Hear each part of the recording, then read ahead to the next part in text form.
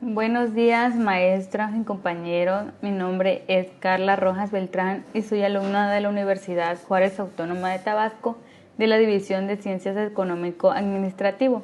El día de hoy les presentaré mi proyecto, el cual pertenece a la asignatura de Comportamiento del Consumidor. El proyecto a presentar es un video hablando acerca de la unidad número 1 que lleva por nombre Comportamiento del Consumidor y la Mercadotecnia. En este abarcaremos 6 temas con los cuales tratamos de comprender y relacionar todo lo que implica el estudio del comportamiento del consumidor y cómo se ha relacionado con la mercadotecnia.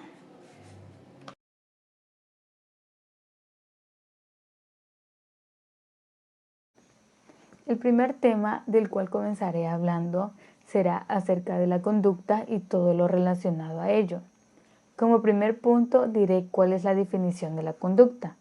Como ya sabemos, la conducta hace referencia al comportamiento de las personas. En el ámbito de la psicología, se entiende que la conducta es la expresión de las particularidades de los sujetos, es decir, la manifestación de la personalidad.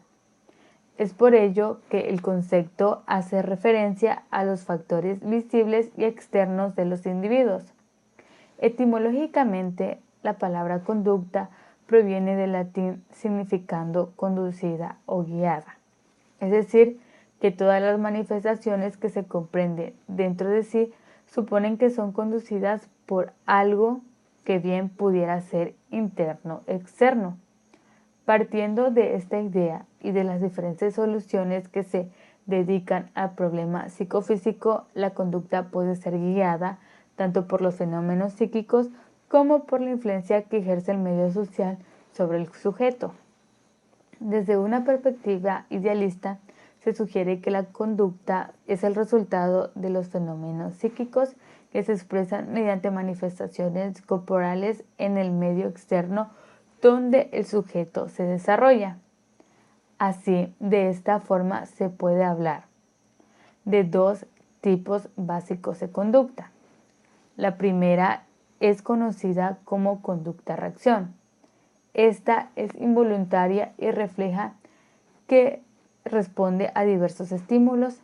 Trátese de una acción que se cumple libremente y espontáneamente, a veces condicionada por incitaciones físicas, como es el caso, por ejemplo, de los reflejos, o a veces obedeciendo a motivos genéricos comunes a toda la especie, como ocurre, por ejemplo, con los instintos. Y está también lo que se conoce como conducta operante, que es todo lo que hacemos que genera respuesta, por lo tanto observable. Prácticamente pues es aquella conducta que opera sobre el ambiente para producir un efecto. Este utiliza el refuerzo o el castigo para aumentar o disminuir la probabilidad de que una conducta vuelva a ocurrir en el futuro. De esta manera también se puede distinguir conductas manifiestas o conductas escondidas. En este sentido, la conducta manifiesta es aquella que genera respuesta visible y la escondida se refiere a aquellas consideradas mentales. De igual forma, dentro de la psicología, la conducta del individuo se divide de acuerdo a su origen. Es por ello que a continuación explicaré un poco de la clasificación que la psicología le da a estas acciones del ser humano. La primera de ellas es la conducta innata o heredada.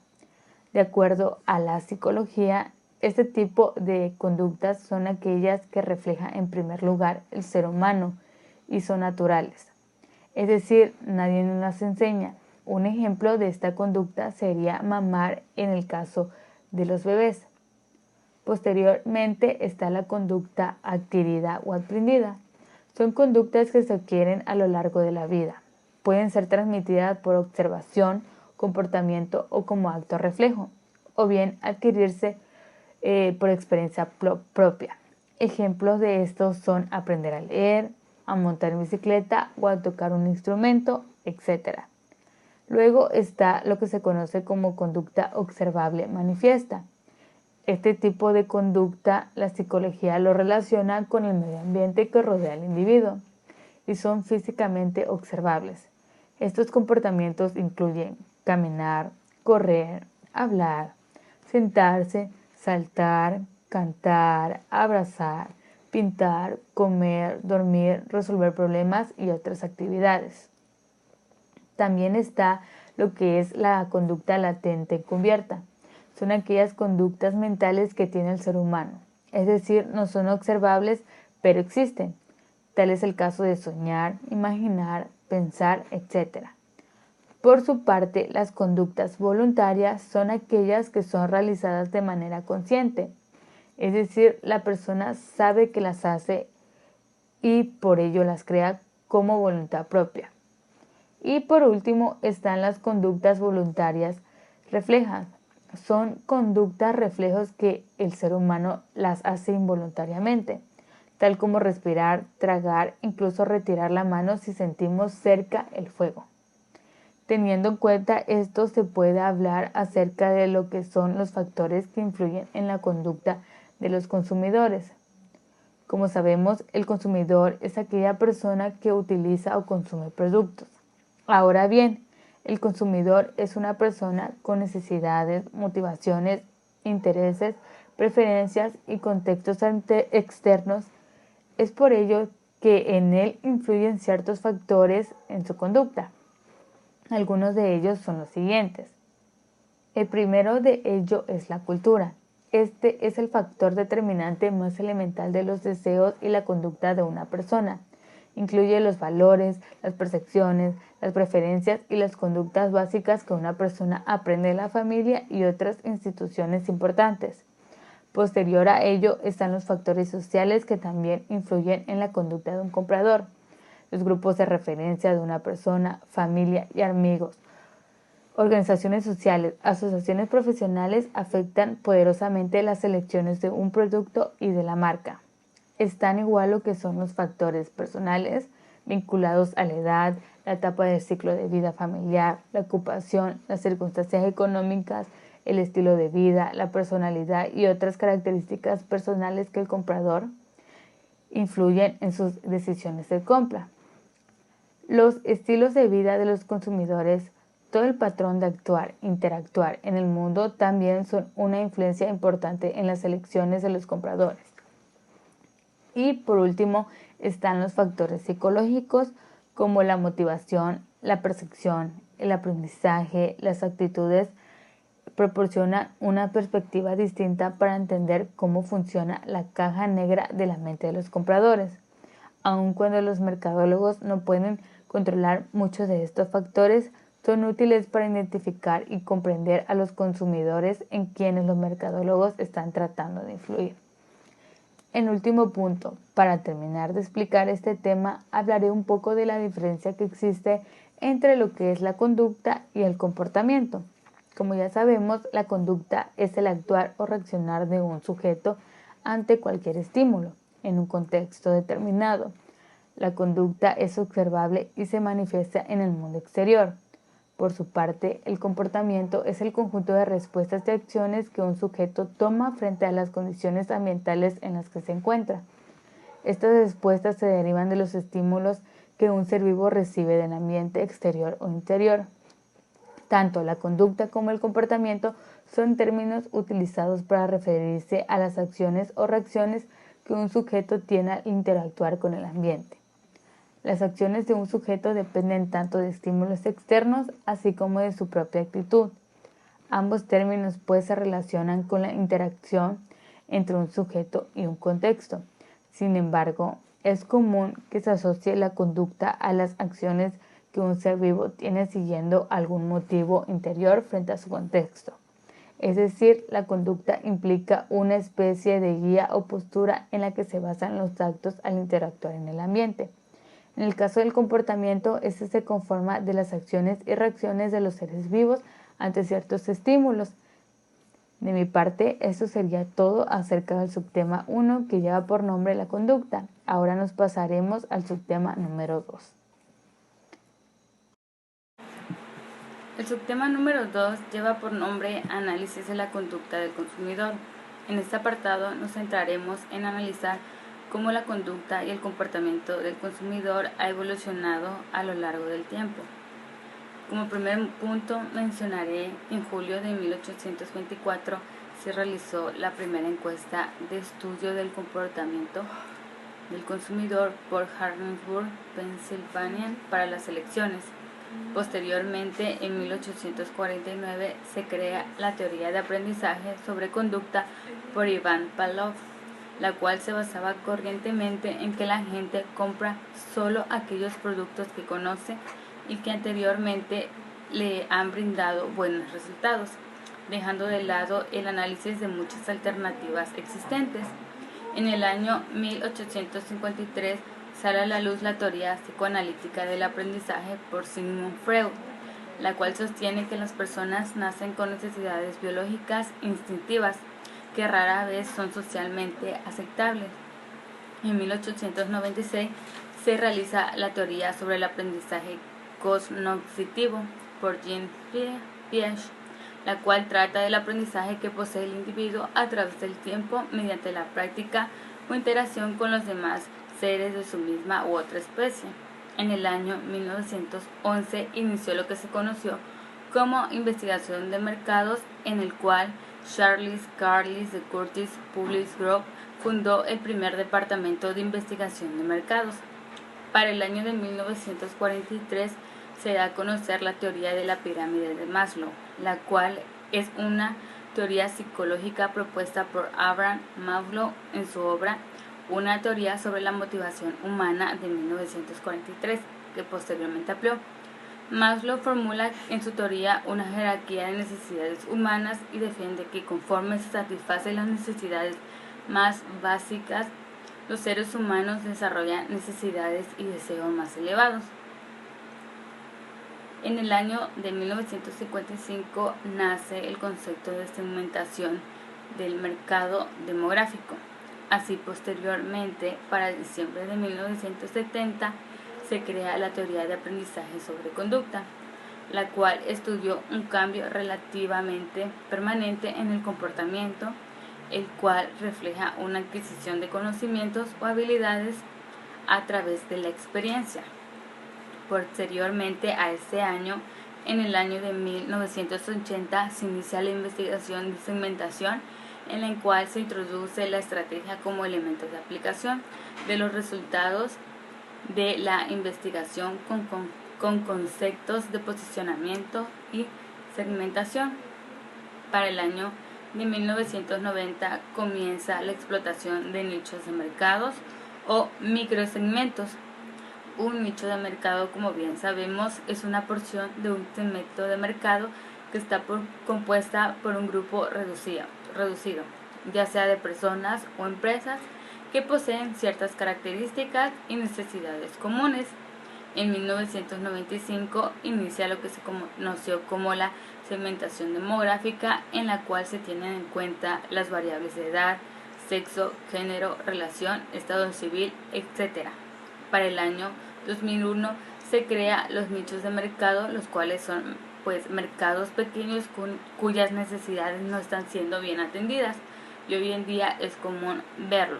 Y por último, en el año 2019 y actualmente está lo que se conoce como consumidor actual, el cual es una persona que consume bienes y productos en una sociedad de mercado, y este sigue teniendo las características similares desde el año de 1985.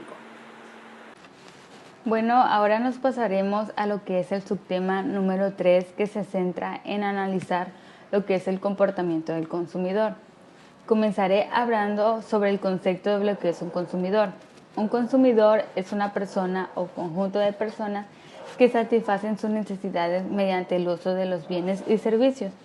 Es aquella persona que piensa, compra o adquiere un producto determinado eligiéndolo entre los de la competencia. Por lo tanto, teniendo en cuenta esta definición de consumidor, se podría decir que el comportamiento del consumidor son las acciones que realiza una persona cuando compra y usa productos y servicios. Tiene que ver con los procesos mentales y sociales que se dan antes, durante y después de las acciones. El comportamiento es aquel que los consumidores muestran al buscar, comprar, utilizar, evaluar y desechar los productos y servicios. Y para que eso se lleve a cabo existe lo que se conoce como el proceso de compra del consumidor. El proceso de compra consiste en una serie de etapas por las que pasa un consumidor para poder adquirir un producto o servicio. El proceso de compra no abarca solo la decisión de compra, sino también las actividades asociadas directamente a la transacción. Este consta de 5 etapas fundamentales, las cuales son las siguientes.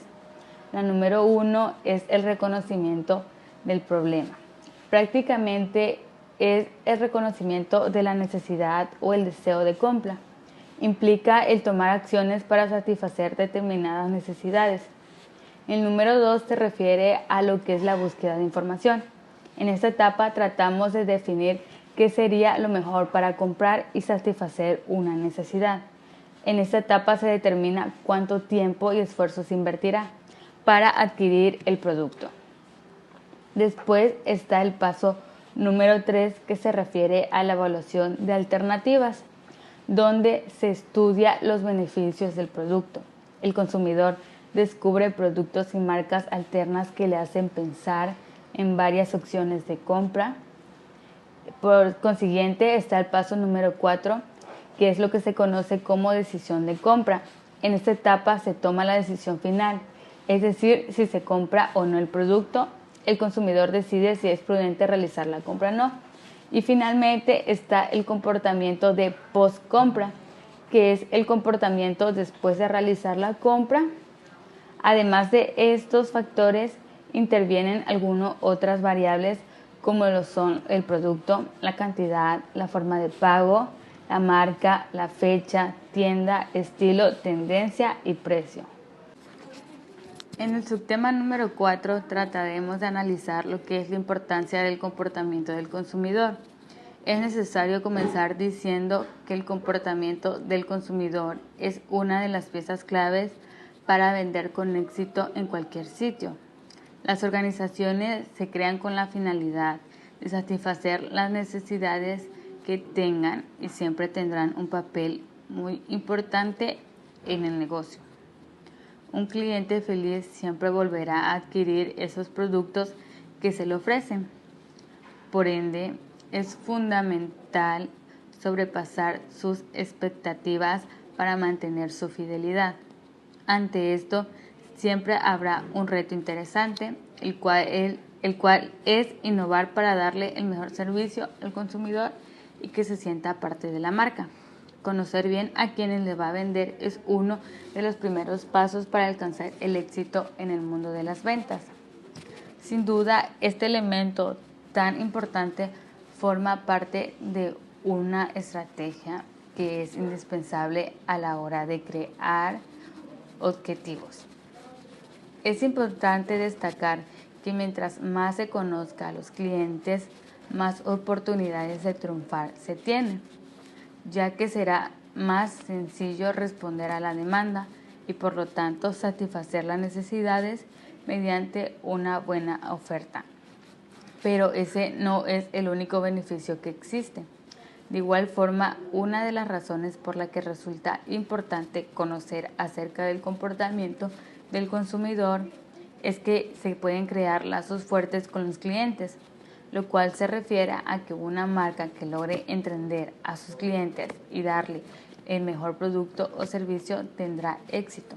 Un cliente satisfecho y feliz regresará las veces que sea necesario y le dirá a todos que el producto que usted le ofreció pues es el mejor. Otra de la importancia es que identifica el perfil del consumidor, ya que conocer al consumidor permite saber con más claridad cuál es el perfil de estas personas que adquieren el producto en mayor proporción. Y la última importancia es que expande el círculo de clientes. Este se relaciona un poco con el primer punto, puesto que mientras más personas recomienden el producto, mejor será el posicionamiento de la marca y un mayor número de personas se sentirán atraídas a comprar lo que se esté ofreciendo. Además, las ventas serán cada vez más altas y habrá un gran reconocimiento del negocio en el mundo de las ventas. Ahora hablaremos de lo que trata el subtema 5, que lleva por nombre Enfoques de estudio del comportamiento del consumidor. Comenzaré diciendo que existen tres enfoques principales a la hora de explicar el comportamiento del consumidor. El primero de ellos es el enfoque basado en la psicología, considerada los factores personales que intervienen y por tanto condicionan al consumidor ante una actividad relacionada con el consumo, centrándose en el análisis individual del comportamiento. Desde las perspectivas psicológicas se conocen los diferentes aspectos que se relacionan directamente con la conducta del consumidor ante diferentes estímulos y acciones comerciales que se llevan a cabo. Las variables psicológicas que se analizan son percepción, es decir, cómo se atiende, se percibe y se recuerda la información sobre estímulos comerciales; la actitud, cómo se forman y modifican las preferencias hacia los productos y marcas; el aprendizaje, que se refiere a la importancia que tienen en nuestras decisiones las experiencias previas; y la personalidad, que se refiere a las características personales que intervienen en el desarrollo de cualquier actividad relacionada con el consumo.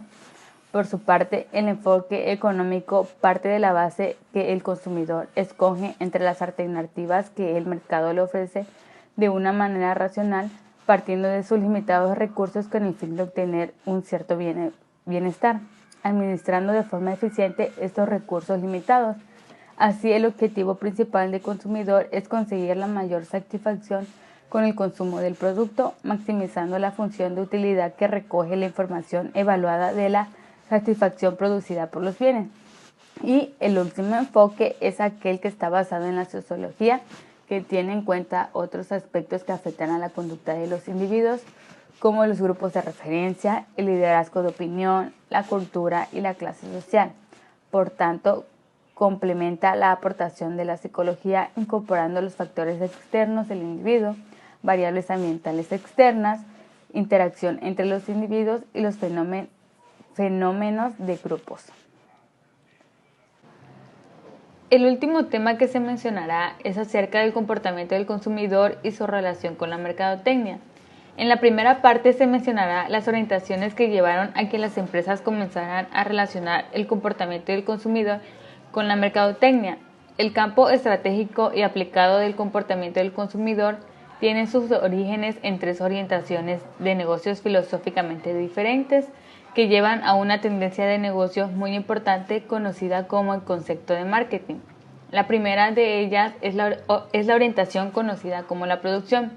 Se extiende aproximadamente del año 1850 al año 1920 y esta se centró en mejorar las habilidades de manufactura para expandir la producción y elaborar más productos.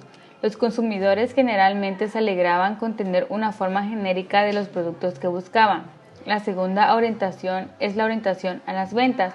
Va del año aproximadamente de la década de 1930 a la década de 1950. El enfoque en esta época consistía en vender más de lo que el departamento de manufactura era capaz de producir. Por lo tanto, la orientación cambió de producción a vender. En algún momento de la era de las ventas había muchas compañías que fabricaban demasiados productos, lo que significaba que cada vez más la oferta superaba la demanda. De esta forma, para responder el creciente interés de los consumidores por productos y servicios que fueran más singulares y satisfacieran sus necesidades, las compañías comenzaron gradualmente a cambiar de una orientación a las ventas para adoptar una orientación al marketing, la cual fue a mediados de la década de 1950 y se trataba de tener al consumidor en primer lugar en su pensamiento y en su planeación de negocios. La causa principal de la nueva orientación fue darse cuenta de que era el momento en que las empresas se enfocaran más en los consumidores y en las preferencias de esto. Y es por eso que el siguiente punto a tratar es analizar el por qué es importante el comportamiento del consumidor en la mercadotecnia. El estudio del comportamiento del consumidor es de gran importancia para la mercadotecnia porque por medio de esta se logra la realización de efectivas estrategias de marketing para la satisfacción de los consumidores. Es decir, que el principal propósito del estudio del comportamiento del consumidor es conocer el porqué de las decisiones de compra del consumidor para el diseño de efectivas estrategias y así las empresas puedan tener éxito a la hora de vender un producto.